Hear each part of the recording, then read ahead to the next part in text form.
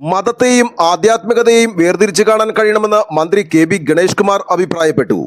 Poykkattussery NSS കരയോഗത്തിന്റെ അപകട insurance പദ്ധതിയുടെയും വെബ്സൈറ്റിന്റെയും ഉദ്ഘാടനം നിർവഹിച്ച് സംസാരിക്കുകയായിരുന്നു അദ്ദേഹം. സമൂഹത്തിലെ അതുകൊണ്ട് തന്നെ മന്നത്ത് പത്മനാഭനെ ജാതീയവാദിയായി ഒരിക്കലും വിലയിരുത്തുവാൻ കഴിയുകയില്ല. മന്നത്ത് പത്മനാഭന്റെ ആദർശങ്ങളെ ഉൾക്കൊണ്ട ഇതര സമുദായങ്ങൾക്ക് കൂടി ഹിതകരമാകുന്ന കൂടുതൽ പദ്ധതികൾ ആവിഷ്കരിക്കേണ്ടതുണ്ട്. ജീവിതത്തിൽ പ്രശ്നങ്ങളുണ്ടാകുമ്പോൾ തളരാതെ ആത്മവിശ്വാസത്തോടെ മുന്നോട്ട് പോകണം. ലഹരിയടിച്ച് മയങ്ങേണ്ടവരായല്ല, മറിച്ച് ജീവിതത്തിൽ നന്മകൾ ചെയ്ത് അത് ലഹരിയായി ആസ്വദിക്കുന്നവരായാണ് യുവതലമുറ മാറേണ്ടതെന്നും അദ്ദേഹം പറഞ്ഞു.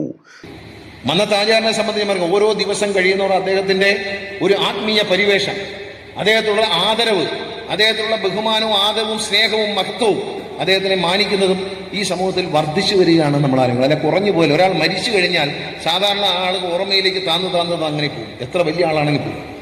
പക്ഷെ മഹാന്മാർ മാത്രമേ മനസ്സിൽ തെളിഞ്ഞു നിൽക്കൂ. മഹാത്മാഗാന്ധി മരിച്ചിട്ട് വർഷങ്ങളായി, പക്ഷെ നമ്മുടെ മനസ്സിൽ മഹാത്മാഗാന്ധി ഇപ്പോഴും ഉണ്ടെന്നുള്ളതാണ്. അതുപോലെയാണ് മന്നത്താചാര്യൻ. ഓരോ ദിവസം കഴിയുന്നവരും അദ്ദേഹത്തിന്റെ സ്മരണകളും അദ്ദേഹത്തിന്റെ പ്രവർത്തനങ്ങളും ദീപ്തമായി വരികയാണ്. അവിടെ കർമ്മനിരതനായ മന്നത്ത് പത്മനാഭൻ എന്നാണ് പറഞ്ഞത്. തന്റെ കർമ്മം അധ്യാപകന്റെ ജോലിയല്ല, വക്കീലിന്റെ ജോലിയല്ല, ഒരു കുടുംബനാഥന്റെ ജോലിയല്ല. നായർ സർവീസ് സൊസൈറ്റി എന്ന് പറയുന്ന മഹാപ്രസ്ഥാനം ഉണ്ടാക്കി നായർ എന്ന് പറയുന്ന വലിയൊരു വിഭാഗത്തെ ഒരു കുടക്കീഴിൽ കൊണ്ടുവന്ന് ശക്തമാക്കണം എന്നുള്ള അദ്ദേഹത്തിന്റെ കർമ്മരംഗത്തെ പ്രവർത്തനമാണ് നമ്മൾ ആരാധനയോടെ കാണേണ്ടത്. അത് ഒരു മാതൃകയായി ഓരോ വ്യക്തിയും അവരുടെ ജീവിതത്തിൽ പകർത്തണം.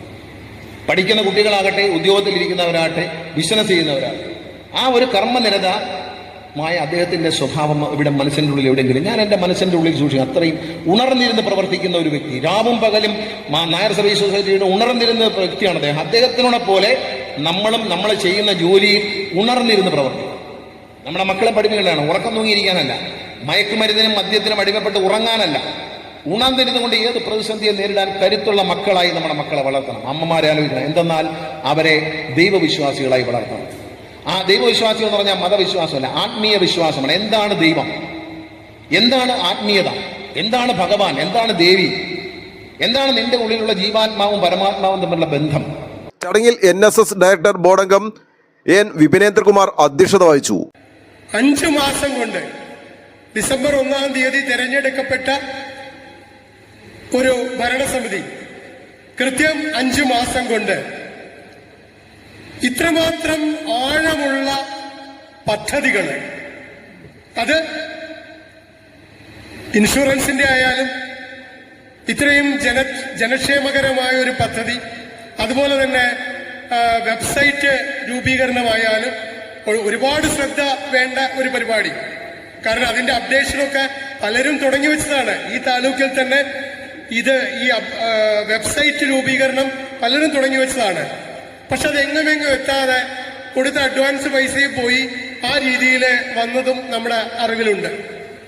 അത് വെച്ചുകൊണ്ട് അങ്ങനെ ഒരു പദ്ധതി ഒക്കെ കഴിഞ്ഞ് ഈ 2 പദ്ധതികൾ ആണ് നമ്മൾ വിചാരിച്ചിരുന്നതെങ്കിൽ അതോടൊപ്പം തന്നെ അനവധി കാലം വേണ്ടിവരുന്ന ഒരു പ്രവർത്തനം എന്ന നിലയ്ക്ക്, പക്ഷെ അത് കുറഞ്ഞ ദിവസങ്ങൾ കൊണ്ട്, ഏതാണ്ട് 18 ദിവസം കൊണ്ട് മനോഹരമായ ഒരു സുവനീർ ഇന്നിപ്പോ നിങ്ങളുടെ മുമ്പിലേക്ക് അതെത്തും.